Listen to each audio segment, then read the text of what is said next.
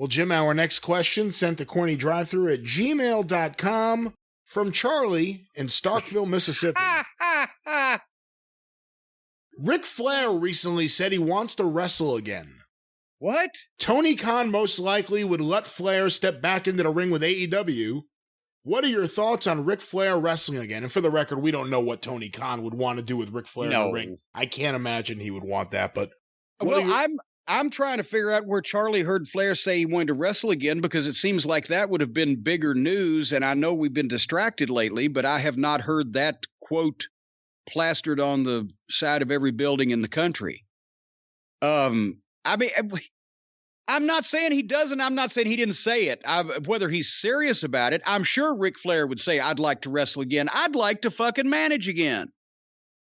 But I'm a fucking older fucking individual that can't bend over and stick a flag in my yard without paralyzing myself. So I'm not going to manage again, because it would be a lot of fun and I would want to take a bump and I would hurt myself and then cuss myself for the next week or 2 weeks or a month or whatever. Flair loved working, just like I loved managing. I'd like to wrestle again if I wouldn't hurt myself if I did it, because now that the bar is so much lower, everybody talks about every time they show a clip of me throwing a punch or dropping an elbow, shit, Cornette's better than all the guys today. Yes, back then I was the shits. Now I'm great. So I'd like to do it again. Flair would like to wrestle again because he was the best. You never get tired of doing something that you liked doing for so long and not only made money at, but had fun at. And it was something you did. Some people will go whitewater rafting, right?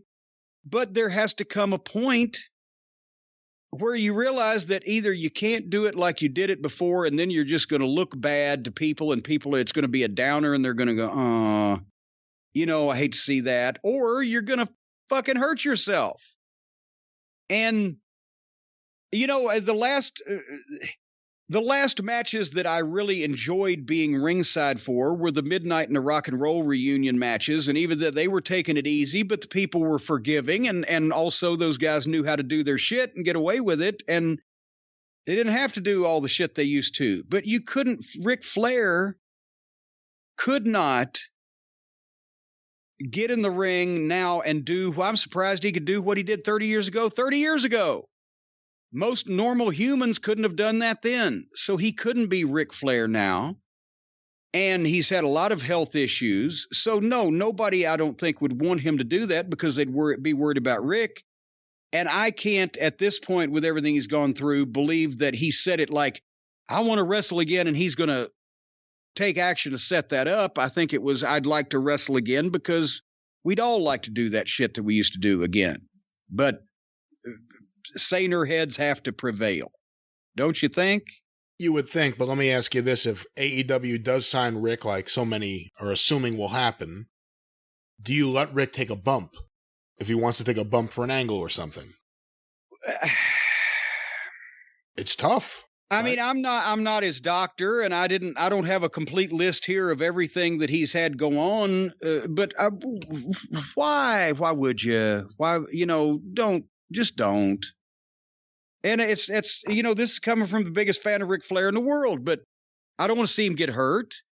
I don't want to see him out there doing shit half-ass so he won't get hurt, because Flair was never a person to do shit half-ass. I don't want people out there saying, oh God, he still has to do this. Because that's one of those things these days, the fans are, oh, look at so-and-so now still has to do this. Even if you don't have to, and you just do it because you want to. That's why I quit doing a lot of dates several years ago. Because after that fucking The Wrestler came out, I'm like, well, shit. Now everybody's going to think I'm here at the goddamn, fair in Pikeville to see, because I need the money instead of just to see Ken Cantrell or some shit. And now the Necro Butcher is like the Luthez of garbage wrestling. Yeah, Jesus Christ. So, but anyway, how much, if you did sign Ric Flair, instead of having him do angles, they've knocked Arn Anderson down, he choked Jake Roberts, they've, I don't know what they did to Tully, but They should get the Horsemen back together as a group of senior citizens that just cause trouble, but no one can ever get payback because they can't work. Because they're senior citizens. Yeah, and, exactly. and there's a fucking OSHA law or something there. I don't. But wouldn't you just sign Ric Flair to come and be an ambassador for your company and go out and get mainstream publicity for this new organization and have him come out on TV every once in a while and be Ric Flair and say something positive about a young babyface or even negative about a heel that you need to get a rub to?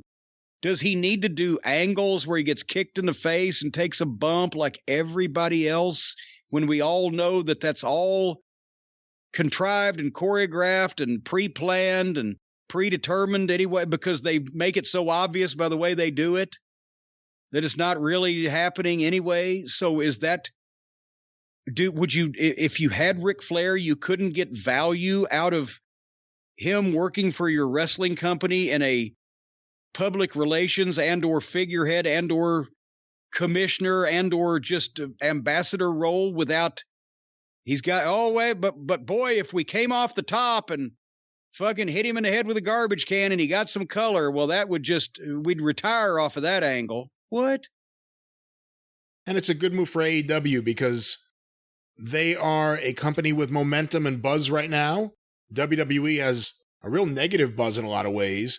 And AEW is trying to get credibility. Despite this month's pizza cutter incident, and every month there's something, they're a company that needs credibility. They're about to be on TBS in a few months. Having Ric Flair there, the only other ones at that level, besides like an Austin and The Rock, but it's really Flair, Hogan, maybe Brett.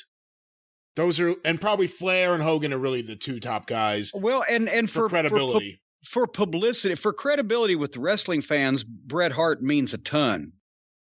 And actually both guys mean more than Hogan right now in terms of credibility with the wrestling fans. Yeah, well, and actually both guys probably mean more in terms of mainstream publicity right now than Hogan, because a lot of people are still mad at Hogan. But where I was going with that was Flair, that Bret can't. Flair has, I guess every rapper in the world grew up watching Flair from the pictures I see in the commercials and etc. The sports teams.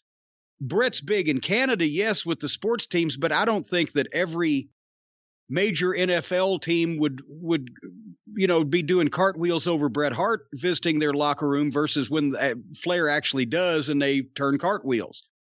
As they need publicity with people outside of the usual suspects these days that already know everything that's going on in wrestling and the actual current wrestling fans. They need somebody with a mainstream name that can go out there as over with these other people. And that's Flair.